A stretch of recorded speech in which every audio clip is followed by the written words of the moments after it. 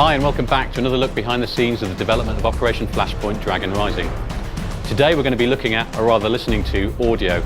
Audio plays a massive part in Operation Flashpoint. The sounds in Operation Flashpoint are very authentic. We've strived to record every vehicle and every weapon in the game. We know how passionate people are about the game and how passionate people are about the sounds of the game. Audio element really enhances the visual aspect of Flashpoint. We've got all sorts of different ambiences that really immerse the player in the world, and visuals are just one part of that. Audio plays a very big part as well. For example, when you're walking through a forest or patrolling a forest, you get ambient bird song, and the guys have actually gone out and found the animals that inhabit that part of the world to make sure it's authentic. Silence can be just as important as terrific noises. As you're moving through forests, you hear the audio, you hear the crack of twigs, etc. But as well as that, some of the vehicles that we have, you can even identify what they are just from the sound that they're making. We're allowed to mic up these tanks and vehicles with many mics just to get every intricate detail of doors opening, closing, engines, interior sounds of these vehicles moving, all of which you'll hear in the game.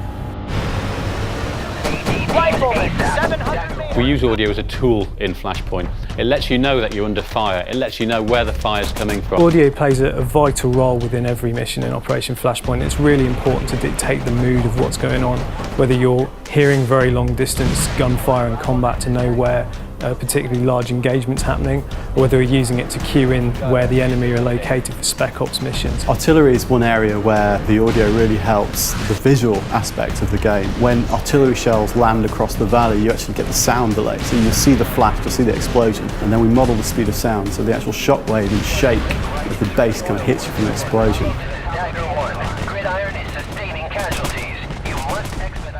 The sounds that we place within missions really do aid the player to find their way through the missions. They're going to know where a key installation is that the enemy have because they can hear it from a distance away.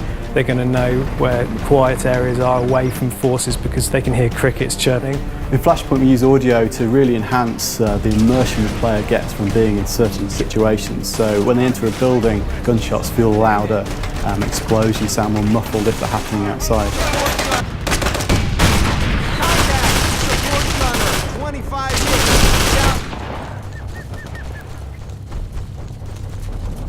When someone's firing at you from 500 metres away or 1,000 metres away, it's an actual asset of that weapon being fired at that distance. It's not trickery, there's no filtering or EQ being applied.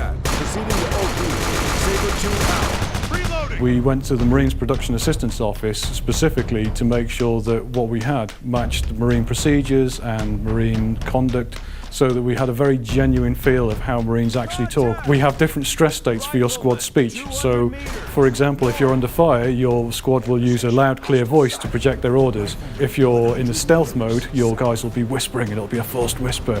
One of the best feelings in Flashpoint, and the one that gives you the fear the most, is hearing the bullets whiz and snap past your head and hit the brick wall in the background and smash a window and hit the stairs and zing off it. These things really make you panic, and it was one of the most important things to get into Flashpoint. And we think that when you start coming under fire and the PLAs start really suppressing you, you're not going to want to put your head up over those sandbags because one of those bullets could tag you and that'll be it.